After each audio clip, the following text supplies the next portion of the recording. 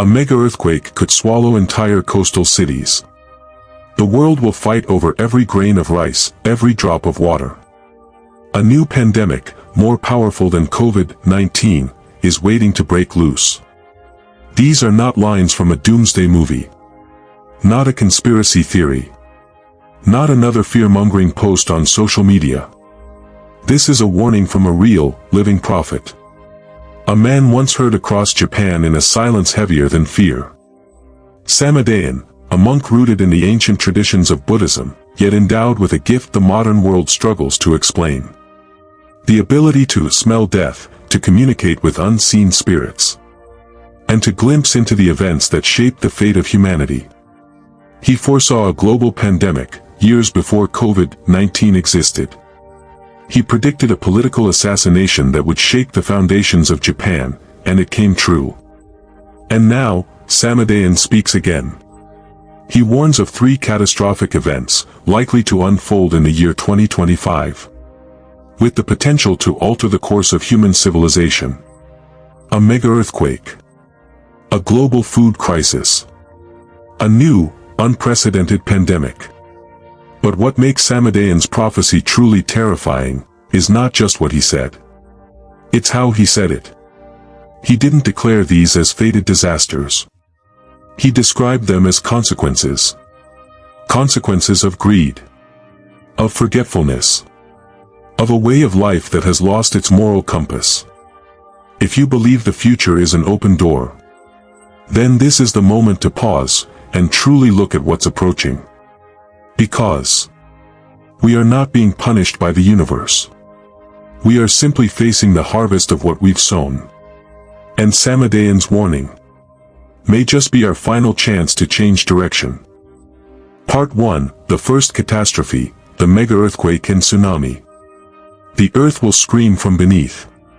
A colossal wave will sweep away the walls built by man. And then, silence. Prophecy of Gene Dixon, USA, 1963.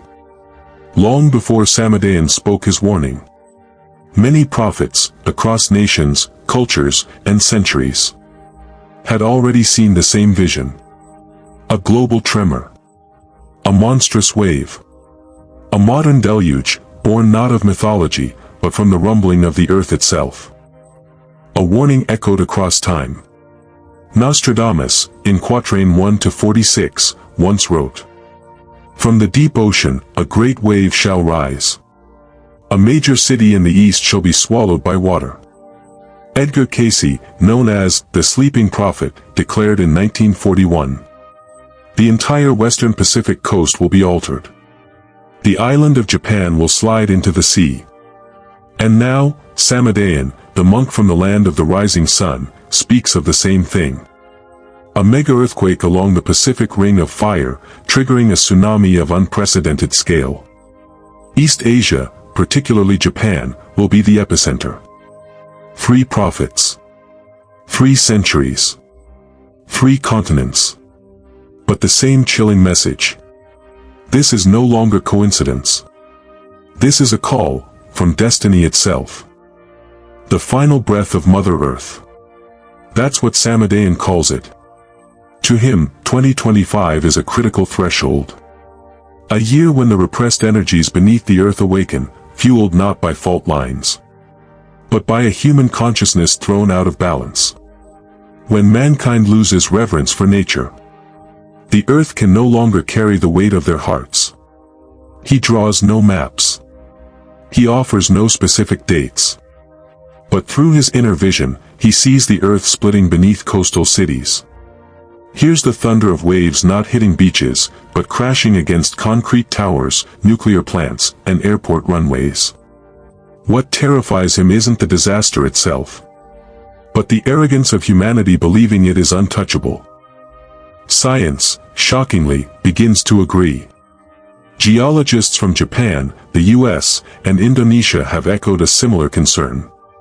Fault lines like Nankai, Kuril-Kamchatka, and Cascadia are holding massive seismic energy. A quake exceeding magnitude 9.0 could strike within the next few years. With a tsunami, the warning window is just 10 to 15 minutes, not enough time to evacuate millions. If this happens near Japan, the heart of global chip production and tech logistics, the entire world supply chain could come to a halt overnight. This isn't just nature. It's karma. Samudayun is clear. Disaster arrives only when humanity forgets who it is. We build cities on fragile soil, for profit. We pave rivers, blast through mountains, and reclaim land from the sea, for ambition. We treat nature as a lifeless resource. And it responds like a living being that's been violated for too long. Buddhist scriptures speak of the three great calamities: fire, flood, and earthquake. Samudayun believes this mega-earthquake is part of that karmic sequence. A reaction to how far we've strayed from balance. But there is still a choice. Samudayun has never called for fear. He calls for awakening. Nature has no intention. But humanity can generate enough virtue to alter fate. And how? By recognizing our limits in the face of nature. By living more simply, so others may simply live. By cultivating a heart of compassion, even for those we've never met. If we do this, the future can still take a different path. Part 2, the second catastrophe, the global food crisis. When the last loaf of bread has been divided, war will no longer be between man and man, but between man and his own conscience. Samudayun. Samudayun never spoke of nuclear war. Nor did he warn of financial collapse. Instead, he spoke of something that sounds deceptively simple, yet could prove more devastating than anything we've ever known. A world with nothing left to eat. A prophecy that sounds like a medieval nightmare.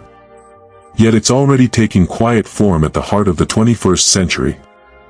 What's happening before our very eyes? India has halted rice exports due to crippling droughts. China is hoarding grain reserves, now holding over 60% of the world's supply. Ukraine, one of the globe's largest wheat producers, lies ravaged by war. Regions of Africa, Asia, and South America are once again seeing hunger rise, after decades of decline. Rainfall patterns are breaking. Pests are mutating. Soils are exhausted. And the global food distribution system has never been more fragile. Many prophets, one ominous voice. Edgar Cayce once warned. The day will come when people must eat bark off trees. When the land turns against them and the harvests fall silent. Jean Dixon spoke of a silent famine. Not from lack of food, but from humanity severing its sacred connection with Mother Earth. And Samudayun, during a ceremony at Lin Q Temple, said, "Grain does not grow on glass floors. Water does not flow from machines. Only when humanity lives in harmony with the earth will the earth continue to feed us." It's not about starvation, it's about the collapse of moral hunger. Samudayun insisted. The food crisis doesn't begin in the fields. It begins in the mind. When we waste over 1/3 of all food produced each day, burn or discard millions of tons of edible goods for the sake of market prices, treat food as a luxury, a trend, a symbol of power, then food stops being a blessing and becomes a weapon of division, separating classes, nations, and human decency itself. A future divided by hunger. The poor will stand at the gates of the rich, begging for aid. Wealthier nations will build fences around warehouses full of grain. A single banana may cost more than a smartphone. And famine will not come quietly. It will bring riots, mass migration, terror, resource wars over water and wheat. It will silence the laughter of millions of children who once lived in a world of fast food and supermarket aisles, and will not survive the winter. Can we still prevent it? Samudayun didn't offer an agricultural blueprint. He offered a spiritual one. To know what is enough is the first step to ending hunger. When you share your meal, you create a ripple of good karma. When you stop wasting, you give Mother Earth a chance to heal. When you eat with gratitude, you reconnect with the web of life. And most importantly, eat to live, not live to consume. If you think the food crisis has nothing to do with you, look at the plate of a hungry child. And remember, this earth was once a table shared by all, until some chose to turn it into their private feast. Part 3, the third catastrophe, the next pandemic. A disease unknown to man will rise from where no one expects. It won't just kill the body. It will expose the true nature of modern society. Prophecy of Samudayun, 2014. When the world believed that COVID-19 was the final threshold for pandemics, Samudayun offered a chilling correction. That was only the first alarm. According to him, the year 2025 and the years beyond may bring forth a new pandemic. One possibly faster, deadlier, and more overwhelming than anything we've seen before. A warning shared by many. Jean Dixon, the renowned American prophetess, warned in the 1970s. A strange virus will bring down even the healthiest. The world will be forced to kneel before something invisible to the naked eye.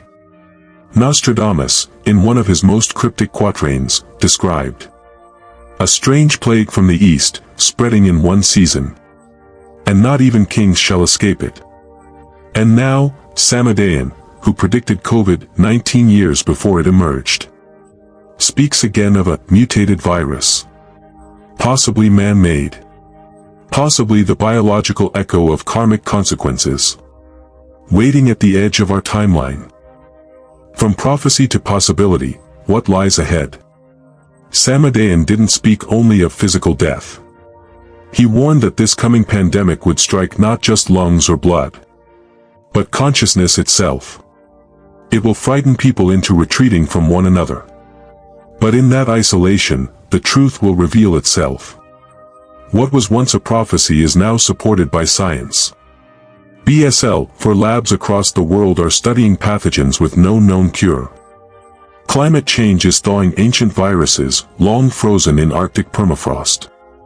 The WHO and leading scientists have officially issued warnings about Disease X. An unknown pandemic, but one they say is inevitable. Invisible damage, deep and devastating. Pandemics don't only kill the body. They fracture trust. They force people apart. They expose the fractures in a society's soul. Hospitals overwhelmed. Misinformation spreading faster than infection. People turning against one another, fear replacing hope. Samudayun once said during a teaching at the temple, "We are entering an era where face masks may cover mouths, but not the coldness behind them. The true illness, a spiritual breakdown." To Samudayun, the virus isn't the cause. It's a symptom. When the human heart is polluted by greed, hatred, and delusion, nature will respond, not with punishment, but with cleansing. He emphasized that those who keep a calm mind, live slowly, eat cleanly, and think kindly, avoid panic and refuse to spread mental toxins to others, will have a greater chance of surviving, not just physically, but spiritually intact. Where science and spirit intersect. The modern world is rushing toward unprecedented capability. Gene editing technology may create, or mutate, viruses. AI systems may predict outbreaks before they begin. But the same tools, if wielded by the wrong hands, may become the engine of man-made nightmares. The 21st century may be remembered as the golden age of medicine. Or the final era in which humanity truly understood what medicine was.